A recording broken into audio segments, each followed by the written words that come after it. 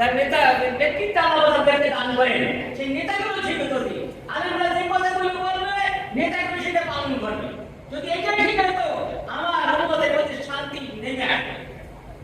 আজ আমরা বাংলাদেশের বলি 99% মুসলমান, 8% অমুসলিম, কিন্তু আমরা 99% মুসলমান, আমরা সংখ্যালঘু। আমরা আমাদের ইসলামের কথা বলতে পারি না, আমাদের ইসলামের কোন আইন কানুন বাস্তবায়ন করতে পারি না।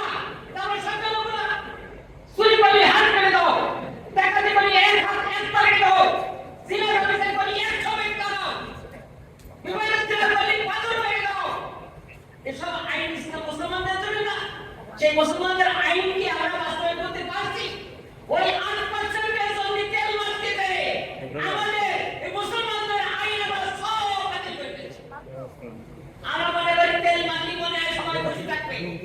আল্লাহ বলেন ওয়ালান তাজামতা ইয়াহুদ ওয়ান নাসারা হাত্তা তাত্তাউ ইয়াহিল্লাহুম। হে মুসলমানরা, ওই ইহুদিরা আমরা কোনদিন সন্তুষ্ট হবে না যতই তেল মারুন না কেন, যতদিন তাদের ধর্ম গ্রহণ না করে। আমাদের ক্ষমতায় যারা আছে তাই শুধু তেল মারতে থাকে। তেল মারবা কিছু যুদ্ধ করে ভয় দেখায়, যুদ্ধ করে ভয় দেখায় থেকে আমাদের দেশের স্বাধীনতা সর্বত স্বাধীনতা করে দিচ্ছে। উচ্ছিষ্ট ভোগীরা বলে যে ইউরোপ অসন্তুষ্ট যাবে, আমেরিকা অসন্তুষ্ট যাবে, আমরা এটা প্লেন কিনতে পারি না। আমাদের দেশ রক্ষা করার জন্য আমরা প্লেন কিনতে পারি না, আমরা সামরিক শক্তি বৃদ্ধি করতে পারি না।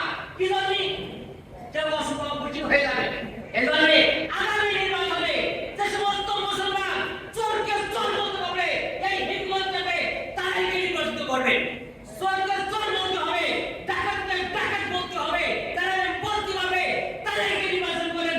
স্বাধীনতা সার্বভৌমত্ব মুসলমানদের সাথে কোনো অবস্থাবিতা এই দেশের মুসলমানরা করবে না। অমুসলিম ভাইরা আমাদের দেশে যে একসাথে বসবাস করি, মারামারি করি না কেউ, তাহলে আমরা যুদ্ধ করে ভাই দেখাই।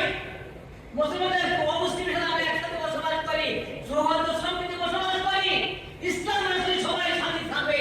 যুদ্ধ করে ভয় দেখাই আমরা আগামী নির্বাচনে জমিয়তুল ইসলাম যে সমস্ত প্রার্থী দিবে তাদেরকে ভোটে নির্বাচিত করার জন্য আপনাদেরকে আবেদন জানাই এবং ওই সমস্ত লোককে নির্বাচন করেন তারা দেশের স্বার্থে মুসলমানদের সাথে কোনো আপোষ করবে না। ওই সমস্ত মুসলমানকে আপনারা নির্বাচিত করবেন যারা টুপাইস খাওয়ার জন্য, উচ্ছিষ্ট খাওয়ার জন্য, নিজের জাতিকে দমনকে দিবে, তাদেরকে ভোট দিবেন না। আমাদের স্বাধীনতা সার্বভৌমত্ব রক্ষার জন্য আল্লাহ পাক আমাদের সামনে যারা নির্বাচিত হবে তাদেরকে তৌফিক দান করুন।